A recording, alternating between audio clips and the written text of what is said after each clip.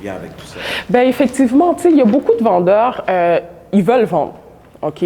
Soit parce que la maison est rendue trop petite pour leurs besoins, donc ils veulent vendre pour acheter autre chose, soit parce qu'ils se disent, ben écoute, la maison, elle est rendue trop grande. Les enfants ont quitté la maison, je veux m'acheter un condo. Mais l'affaire, qu'est-ce qui se passe? C'est que le marché est tellement en forte hausse que les vendeurs disent, OK, ben si je vends ma propriété, il n'y a rien qui me garantit que je vais trouver autre chose. Tu comprends? Parce que le marché, il est vraiment en hausse, là. Je peux même te dire que c'est un marché qui est dégueulasse. Vraiment dégueulasse parce que, en tant qu'acheteur, c'est pas évident de se trouver une propriété. Mais, sauf que ce que les vendeurs doivent comprendre, c'est que si tu veux vendre ta propriété pour acheter autre chose, tu dois la vendre d'abord. Tu n'as pas le choix.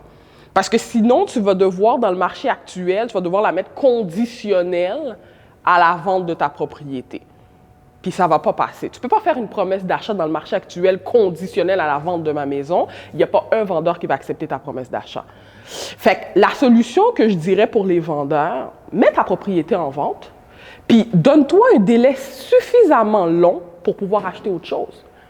Donc, je te donne un exemple. Tu mets ta propriété en janvier, OK, elle est vendue un mois après, elle est vendue, mais ça ne veut pas dire que tu déménages un mois après.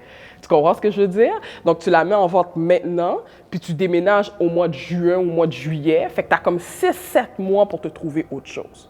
Ça, c'est la solution.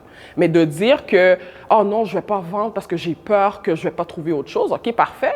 Tu as beau magasiner, tu vas devoir faire conditionnel, tu n'as pas le choix. Parce que ce qu'il faut comprendre, c'est qu'en règle générale, les Québécois et Québécoises ne peuvent pas se permettre d'avoir 2 hypothèques.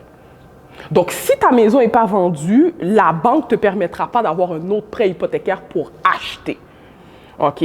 Donc, ce que ça fait, c'est que si tu ne vends pas ta maison, tu vas devoir la mettre conditionnelle à la vente pour que ta promesse d'achat soit acceptée. Puis, dans le marché actuel, ça ne passe pas.